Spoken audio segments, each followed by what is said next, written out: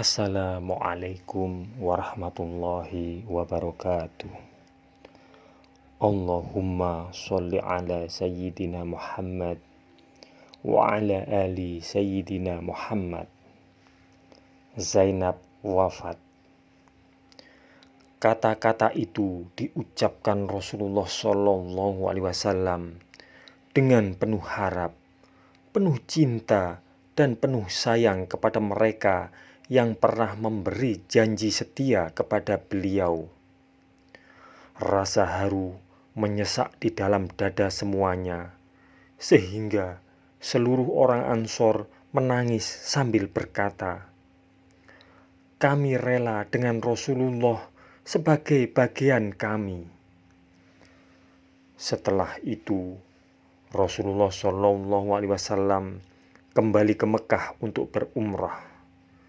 Selesai umroh, Rasulullah Shallallahu Alaihi Wasallam menunjuk Athob bin Asid dan Mu'adz bin Jabal untuk mengajar orang-orang untuk memperdalam Al-Quran dan menjalankan ajaran agama.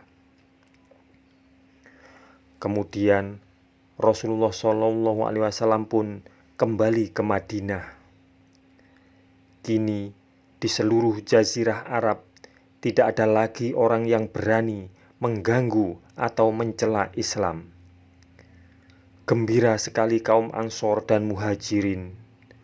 Semua merasa bahwa Allah Subhanahu wa Ta'ala telah membuka jalan kepada Rasulullah Shallallahu Alaihi Wasallam dengan membebaskan tanah suci.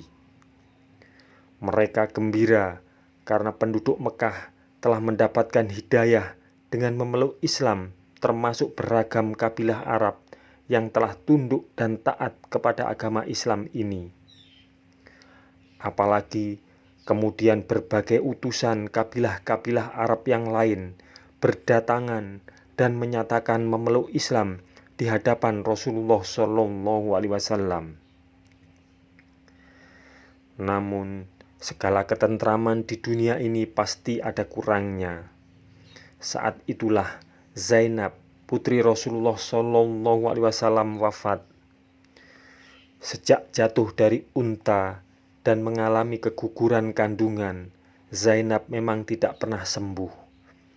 Kini keturunan Rasulullah Shallallahu Alaihi Wasallam yang masih hidup tinggal Fatimah Az-Zahra, karena Ummu Kulsum dan Ruqayyah juga telah lebih dulu meninggalkan dunia. Rasulullah Shallallahu Alaihi Wasallam teringat betapa lembutnya Zainab dan betapa indah kesetiaannya kepada suaminya Abul As bin Ar-Rabi'.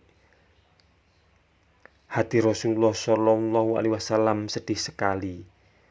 Namun dalam keadaan sedih pun Rasulullah Shallallahu Alaihi Wasallam tidak pernah lupa dengan kebiasaan beliau Shallallahu Alaihi Wasallam selalu pergi ke pelosok-pelosok sampai ke ujung kota.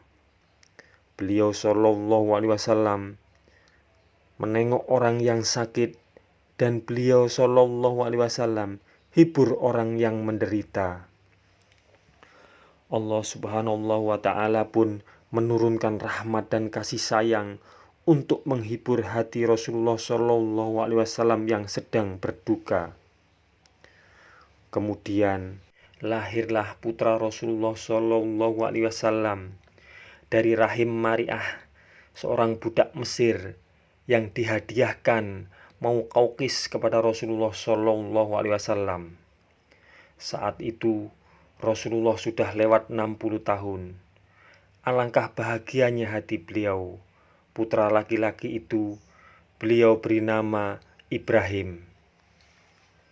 Umamah adalah putri Zainab. Diriwayatkan oleh Abu Daud dari Abu Qatadah, ketika kami sedang menunggu Rasulullah Shallallahu Alaihi Wasallam pada waktu zuhur dan asar, keluarlah Rasulullah bersama Umamah di atas bahunya. Kemudian kami sholat di belakangnya. Jika Rasulullah Shallallahu Alaihi Wasallam sujud, Umamah dilepaskan, dan jika bangkit dari sujudnya, Umamah dipangku. Sedang waktu kepalanya diangkat dari sujud, Umamah diambil lagi. Rasulullah Shallallahu Alaihi Wasallam memberi sedekah uang untuk setiap helai rambut Ibrahim kepada fakir miskin. Seorang wanita bernama Ummu Saif diangkat menjadi ibu susu Ibrahim. Kemudian Rasulullah Shallallahu Alaihi Wasallam menyediakan pula 7 ekor kambing yang setiap hari diperah susunya untuk keperluan Ibrahim. Hampir setiap hari Rasulullah Shallallahu Alaihi Wasallam mengunjungi Ibrahim. Beliau sangat senang melihat Ibrahim tumbuh sehat. Senyum bayi itu seperti cahaya pelita yang menghangatkan hati Rasulullah Shallallahu Alaihi Wasallam. Suatu hari, dengan penuh perasaan gembira, Rasulullah Shallallahu Alaihi Wasallam menggendong Ibrahim dan memanggil Aisyah. Rasulullah Shallallahu Alaihi Wasallam bertanya, "Bukankah besar sekali persamaan Ibrahim dengan diriku?" Namun Aisyah tidak mengiyakannya. Demikian pula dengan istri-istri Rasulullah Shallallahu Alaihi Wasallam yang lain. Aisyah dan istri-istri Rasulullah Shallallahu Alaihi Wasallam sangat sedih karena tidak bisa memberi beliau seorang keturunan. Padahal mereka sangat menyayangi beliau. Karena itu, begitu melihat kegembiraan Rasulullah Shallallahu Alaihi Wasallam menggendong Ibrahim, mereka menunjukkan wajah kurang suka. Apa yang terjadi pada istri-istri Rasulullah Shallallahu Alaihi Wasallam sangatlah wajar, karena pada zaman itu belum pernah kaum wanita diperlakukan sedemikian baik.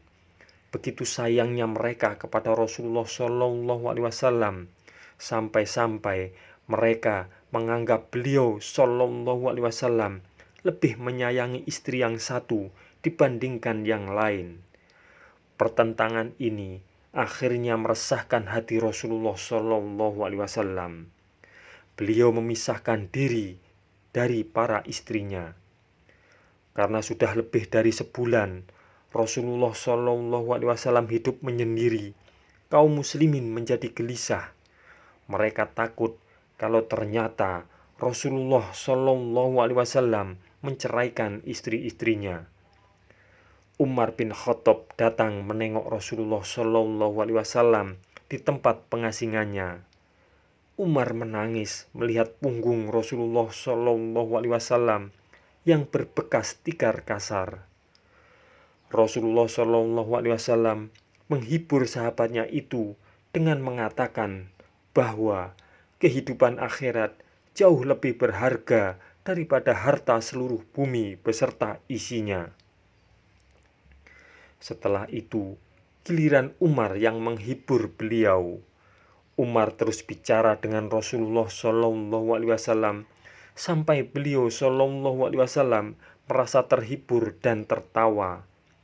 Kemudian Rasulullah Shallallahu Alaihi Wasallam menjelaskan kepada kaum muslimin bahwa beliau tidak menceraikan istri-istri beliau Shallallahu Alaihi Wasallam. Kemudian turunlah firman Allah Subhanahu wa Ta'ala yang menegur istri-istri Rasulullah Shallallahu Alaihi Wasallam. Kalau saja Rasulullah Shallallahu Alaihi Wasallam sampai menceraikan mereka karena mereka sudah begitu menyusahkan, niscaya Allah Subhanahu wa Ta'ala akan menggantikan mereka dengan wanita-wanita lain yang lebih baik. Akhirnya, para ibu kaum muslimin itu pun sadar dan hidup rukun seperti sedia kala.